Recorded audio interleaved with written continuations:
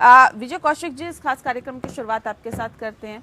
विजय जी, राज्यसभा चुनाव में कांग्रेस पार्टी अपने आप को कहां देखे? देखिए, हम सभी जगह बहुत शानदार प्रदर्शन करके अपने प्रत्याशियों को जिताने में कामयाब रहे हैं। यह बात अलग है कि हरियाणा में जो हमारी जीत है वो बहुत मामूली अंतर से हमें चूकना पड़ा, क्योंकि कुलदीप बिश्नोई ने हमारी पार्टी के साथ में धोखा किया, जो कि हमारी पार्टी के विधायक हैं, जिनको पार्टी ने बहुत कुछ दिया था।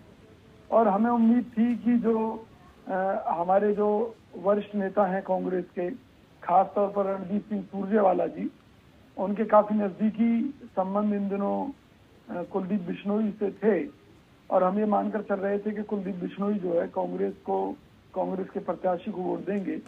लेकिन हमारा जो समीकरण है वो बिगड़ गया, और एक वोट रद्द होने के कारण एक तो कुलदीप बिश्नोई जी ने हमारे साथ धोखा किया, और एक हमारे विधायक की वोट रद्द हो गई, जिसके चलते हमारे जो प्रत्याशी हैं अजय माकन जी, उनको हार का मुंह देखना पड़ा। लेकिन चौधरी भूपेंद्र सिंह हुड्डा जी ने एक बात साबित कर दी है, उन्होंने इस भाजपा की नाक में नकेल डालने का जो काम करके दिखाया है, सारे विधायकों को एकजुट करके पार्टी प्रत्याशी के हक में जो वोट डलवाने का काम करके दिखाया है, निश्चित तौर पर वो काबिले तारीफ है।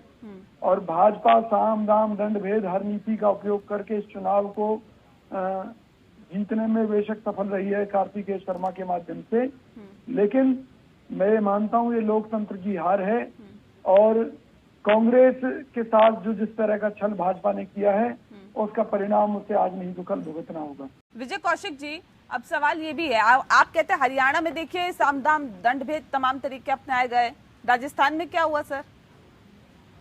नहीं, राजस्थान में जिस तरह से सरकार को चलाने के लिए हमें निर्दलीय विधायकों का समर्थन मिला हुआ था, उसके चलते बिल्कुल स्पष्ट था कि हमारे प्रत्याशी जीत रहे हैं, तीनों प्रत्याशी जो खड़े किए गए थे। तो उन परिस्थितियों में भाजपा के तो आरोप बेमानी है। यह बात जरूर है कि भाजपा ने कोशिश की कि हमारे एक कैंडिडेट को हराया जाए, और ये लोग सफल नहीं हो पाए। नहीं, इतने कॉन्फिडेंट थे आप लोग, तो फिर आप लोगों को क्यों चुनाव से पहले डर लग रहा था कि देखिए हमारे विधायकों को या निर्दलीय विधायकों को अपने पाले में लेने की कोशिश भारतीय जनता पार्टी की तरफ से की जा रही है? अगर आपको लग रहा है कि उनके समर्थन से सरकार चल रही है, हमारे साथ हैं वो लोग, तो हमारे को ही वो कहीं ना कहीं चुनेंगे, हमें ही वोट देंगे, फिर डर किस बात का था सर आप लोगों को? देखिए, केंद्र में भाजपा की सरकार है, हमारे नेताओं को सीबीआई का डर, ईडी का डर दिखाकर जिस हार्दिक पटेल को ये लोग देशद्रोही कहते थे, उसको भी ईमानदारी का सर्टिफिकेट आज भाजपा ने दे दिया ना, तो एक सबूत है। इसी तरीके से हरियाणा में आप देखिए ना कि इन्होंने किस तरीके से किया है।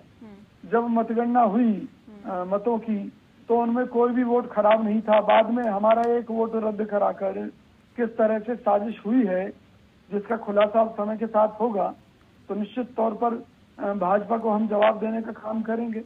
तो इन्होंने जिस तरह से कुलदीप बिश्नोई पर पहले से ही डोरे डालने शुरू किए थे, कुलदीप बिश्नोई के यहाँ पर छापे किसने डलवाए? मोदी सरकार ने डलवाए। कुलदीप बिश्नोई को डराकर धमकाकर, आपने खट्टर जी का अगर बयान सुना हो तो क्या कह रहे थे कि जी हम भाजपा में उनका स्वागत करते हैं। अरे एक हाथ से तो आप उनके ऊपर छापे पड़वाते हो, उनको भ्रष्ट कहते हो, बेईमान कहते हो, चोर कहते हो, लुटेरा कहते हो, और दूसरी तरफ सरेआम ये कहते हो कि जी वो भाजपा में आना चाहे तो स्वागत है। इसका मतलब क्या है? इसका मतलब उन्हें धमकी दी गई थी, वो धमकी ने काम किया। कुलदीप बिश्नोई एक समझौते के लिए मुख्यमंत्री हरियाणा से मिले, और मुख्यमंत्री हरियाणा उन्हें डरा धमका कर उनकी वोट अपने हक में कराने में कामयाब रहे, जिसे हरियाणा की जनता देख रही है। मैं केवल एक बात कह सकता हूँ। महाराष्ट्र में क्या हुआ सर?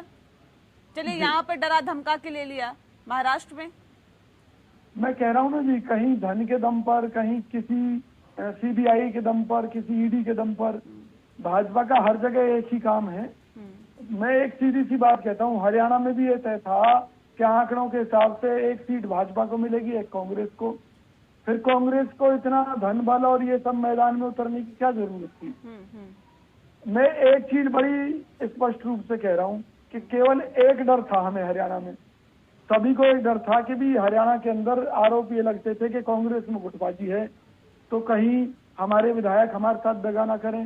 लेकिन चौधरी भूपेंद्र सिंह हुड्डा जी को जब से कमान मिली, और उनके नेतृत्व में कांग्रेस के विधायक एकजुट होकर जनता के लिए मैदान में उतरे तो ये भाजपा सरकार डर गई। और आप ये देखिए ना, हमारा कोई भी विधायक हमसे बाहर नहीं गया है, गया वही है जिसको इन्होंने सरेआम डराया।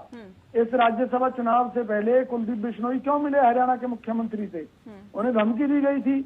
और आज भाजपा कह रही है कि हम उन्हें लेने के लिए तैयार हैं। भाई एक तरफ सीबीआई के छापे उन पर डलवा रहे हैं आप, ईडी के छापे पड़वा रहे हैं, और दूसरे हर तरह से उन्हें टॉर्चर कर रहे हैं, और फिर आप उन्हें ईमानदारी का सर्टिफिकेट देने के लिए भाजपा में लेने की तैयारी है।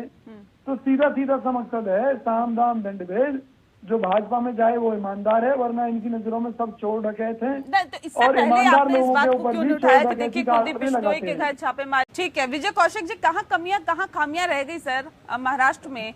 महाविकास आघाड़ी को झटका लगा, खासतौर पे शिवसेना को एक ही कैंडिडेट जिता पाई। देखिए महाराष्ट्र में चूंकि सीधे तौर पर हमारी एक गठबंधन सरकार है, तो उन परिस्थितियों में सारा दारोमदार शिवसेना के ऊपर था। तो अगर खामी रही है तो कहीं ना कहीं उनकी तरफ से रही है कि उनका जो मैनेजमेंट है, या फिर ये कह लीजिए कि भाई अब जिस तरीके से केंद्र सरकार राज्यों में हावी हो रही है, वहाँ के मंत्रियों के खिलाफ भी सीबीआई जांच, ईडी की जांच, जिस तरह का एक माहौल क्रिएट कर दिया नाकामियों को क्या ये कह के छुपाया जा सकता है कि देखिए सीबीआई जांच हो जाती है, छापे पड़ जाते हैं, केंद्रीय एजेंसियों का दुरुपयोग किया जाता है? नेहा जी, कहना बहुत आसान होता है, जिन लोगों के ऊपर बीत रही होती है उनसे पूछेगा कभी कि उनकी क्या स्थिति है। हकीकत नहीं, यही जब है। आपकी सरकार सर केंद्र में थी तब आप भी ऐसे ही करते थे क्या? नहीं, अगर हम ऐसा करते तो मोदी जी जो है कभी जेल से बाहर ही ना आ पाते गुजरात दंगों के कारण। हमने कभी भी द्वेष की भावना से कोई काम किया ही नहीं। कांग्रेस राज में तो सबका साथ सबका विकास हुआ था, निश्चित तौर पर हुआ था। और मैं एक छोटा सा सबूत देता हूँ इस बात का कि मनमोहन सिंह जी ने एक बार कहा था कि देश के संसाधनों पर पहला हक अल्पसंख्यकों का है, लेकिन भाजपा की आईटी सेल ने और भाजपा ने उसे क्या बना दिया कि मनमोहन सिंह जी ने तो मुसलमानों की बात की। ऐसा नहीं है, फिर हिंदू मुसलमान पे आ गए आप। हिंदू मुसलमान की हम बात नहीं कर रहे हैं यहाँ पर, मैं वही कह रहा हूँ, भटकिए। मैं मुद्दे से नहीं भटक रहा, मैं ये कह रहा हूँ कि ये लोग राजनीति में इस स्तर तक गिरे हुए हैं कि कुछ भी कर सकते हैं।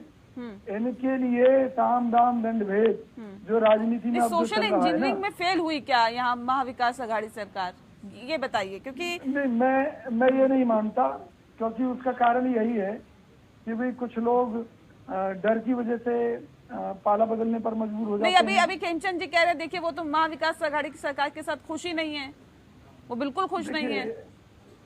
खुश नहीं है तो वो उसका हिस्सा क्यों बने हुए हैं? जाहिर सी बात है कि जब भाजपा किसी को लालच देती है तो ये तो कुछ ना कुछ तो पक्ष रखेंगे ही ना उनका।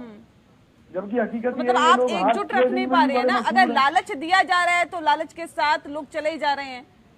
देखिए अब ये तो जनता तय करेगी कि उनके क्षेत्र के विधायक ने उनकी अपेक्षाओं को दरकिनार करके बीजेपी का साथ क्यों दिया, वो तो परिणाम जनता दे देगी उन लोगों को।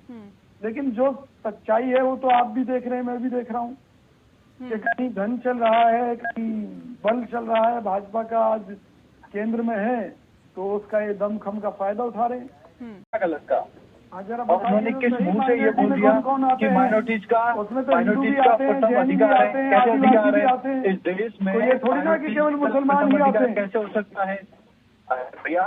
माइनॉरिटीज में 90%। अरे भाई, आपके परिवार में अगर कोई बच्चा कमजोर है तो क्या आप उसे पहले रोटी देने की कोशिश करेंगे? नहीं करेंगे। कौन कमजोर? आप ये बताइए ना, कौन कमजोर है? क्या कमजोर है? क्या मुस्लिम को पहला अधिकार दिया जाए? क्या हिंदुओं को सेकंड क्लास सिटीजन बनाया जाए?